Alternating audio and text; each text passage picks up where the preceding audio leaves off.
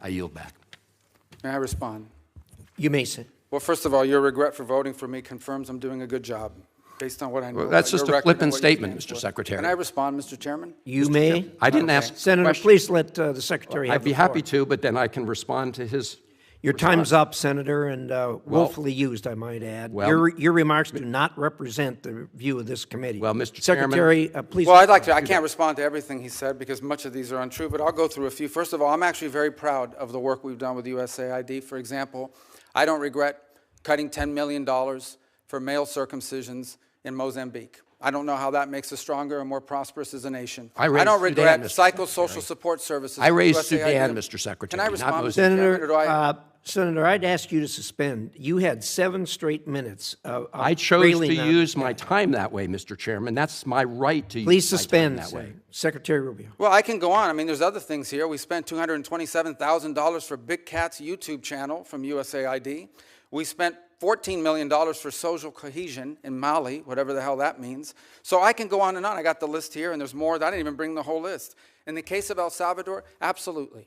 Absolutely. We deported gang members, including the one you had a margarita with. And that guy is a human trafficker, and that guy is a gangbanger, and the evidence is going to be clear. In the days to come, Mr. you're going to see Chairman, who you went to look, defend. Senator, I'm sorry, please, Mr. Chairman. Secretary No. Rubio has the floor. Mr. Chairman, he can't make unsubstantiated claims. Hey everyone, welcome to the Maga Hub. Washington is on fire. The Senate just blew up in one of the wildest clashes of the year, over food aid. Democrats say Trump is weaponizing hunger, freezing billions meant to feed millions. Republicans say it's all political theater. 42 million people, kids, veterans, seniors, are staring at losing SNAP during the shutdown. Let's break it down. Before we dive in, tap subscribe and turn on notifications so you don't miss the next update. Senator Van Hollen. Thank you, Mr. Chairman. Mr. Secretary, you and I served together in Congress for 15 years. We didn't always agree, but I believe we shared some common values. A belief in defending democracy and human rights abroad, and honoring the Constitution at home. That's why I voted to confirm you. I believed you would stand up for those principles. You haven't. You've done the opposite. And you used to speak with conviction about the importance of foreign aid as a tool to advance American values and interests. Then you stood by while Elon Musk took a chainsaw to USAID and other assistance programs. That has left a staggering toll. Broken trust with countries, openings for China and other adversaries, and countless preventable deaths of children and others. Take Sudan, for example. The freezing of U.S. humanitarian assistance forced the closure of nearly 80% of the emergency food kitchens there. 2 million famine-affected people were left without access to food. People died because of those actions. Mothers, fathers, and children. Tons of emergency food that could have saved their lives was left rotting in warehouses because you and Elon Musk refused to let USAID do its job. Sudan is a country where, by the administration's own determination, a genocide is unfolding in Darfur. But here's where it goes from cruel to despicable.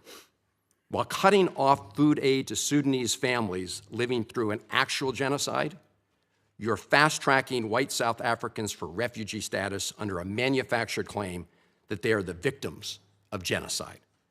You tried to block the admission of individuals who had already been approved to come here as refugees while making bogus claims to justify granting such status to Afrikaners. You've made a mockery of our country's refugee process, turning it into a system of global apartheid where political ideology and race, more than truth or need, matter. And while you've turned away from a genocide in Sudan and invented one in South Africa, you teamed up with President Trump to throw the Ukrainian people under the bus and have been played like a fiddle by Vladimir Putin. Of course, Donald Trump not only said he would end the war in Ukraine on day one, he also said he would end the war in Gaza on day one. And yet last week, you were all running around to Gulf states, giving away very sensitive American AI and chips technology, but doing nothing to end the war in Gaza and get the remaining hostages returned. You know that for 78 days, the Netanyahu government did not allow a scrap of food to enter Gaza to reach over 2 million civilians. 57 children have died from malnutrition so far, and more than 14,000 children are in imminent danger of dying of starvation. As Cindy McCain said last week, and I quote, "Families in Gaza are starving while the food they need is sitting at the border." That is a gross violation of both U.S. and international law. What did you do? Nothing. Not once did you publicly call upon the Netanyahu government to end the blockade. Fortunately, other countries spoke out, and now we see a tiny trickle going in. Where have you focused your energy instead, Mr. Secretary? Well, your first trip as Secretary of State was to El Salvador, not to promote democracy, but to cozy up to President Bukele, who calls himself the world's coolest dictator.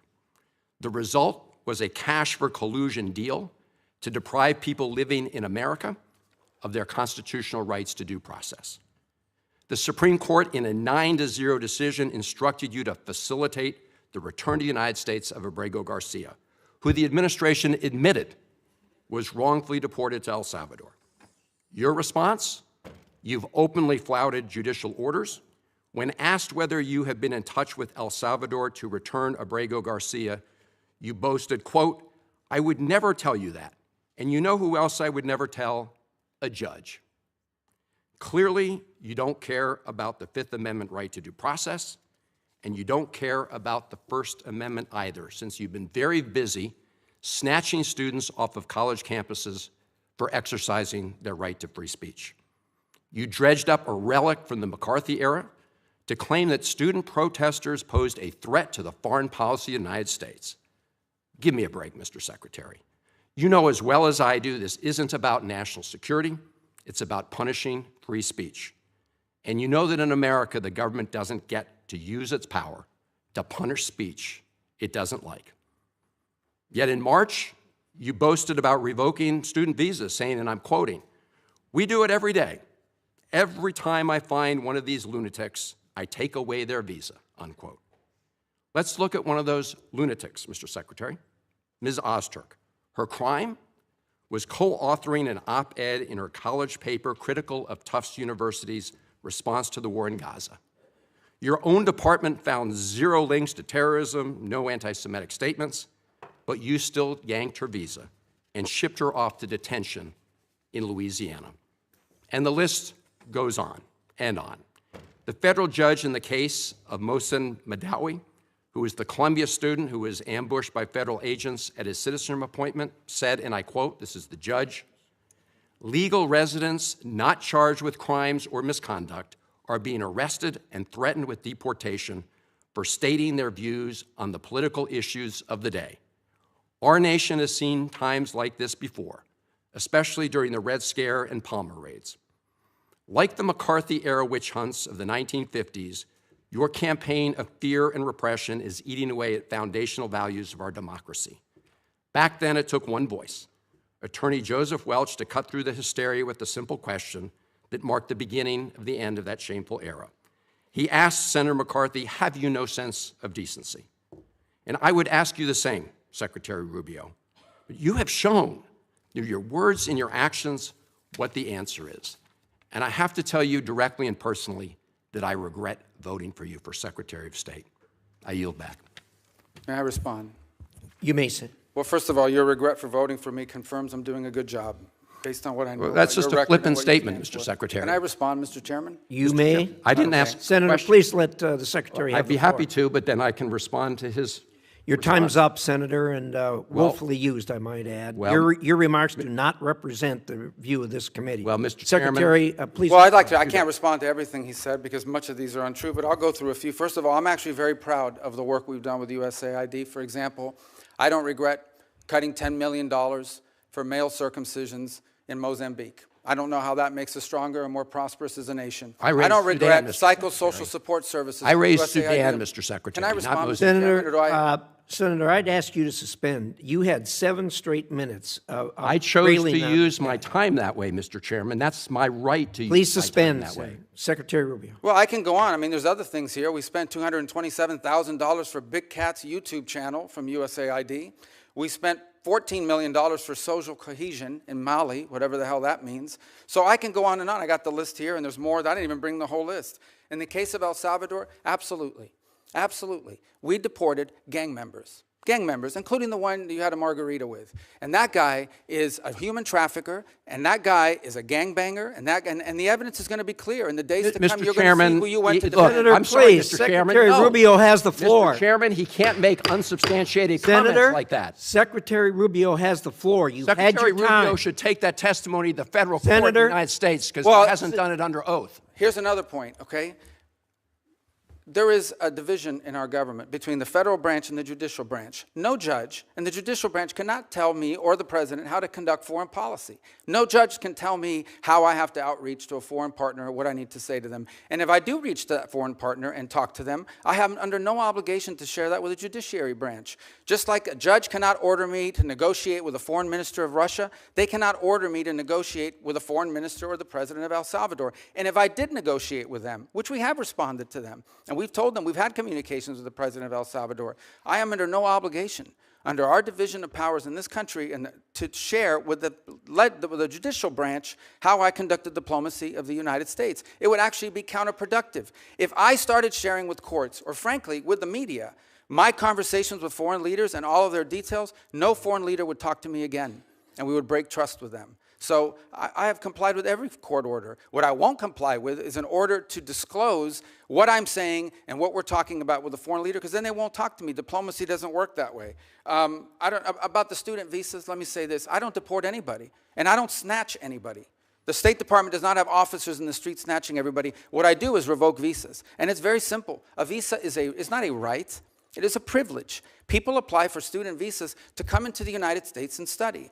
And if you tell me that you're coming to the United States to lead campus crusades, to take over libraries and try to burn down buildings and acts of violence, we're not going to give you a visa. Is that what Ms. Ozturk did? We're not going to give you a visa. Is that what she and if you did? do Come that- on, Mr. Secretary. And every single You're one of just these blowing cases, the smoke factors here are now. different. Senator- the bottom line is, if you're Senator, coming here we- to stir up trouble on our campuses, we will deny you a visa. And if you Does have the a First visa Amendment and we find apply you, to we'll people revoke living it. in the United And States? we're going to do more. There are more coming. We're going to continue to revoke the visas of people who are here as guests and are disrupting our higher education facilities. People are paying money. These kids pay money to go to school, and they have to walk Writing through a an bunch of op-ed lunatics to the who are Tufts here on student newspapers visas. disrupting the Simple foreign as policy that. of the United I want to States. do more. I hope we can That's find more of these people. pathetic, Mr. In fact, the Secretary.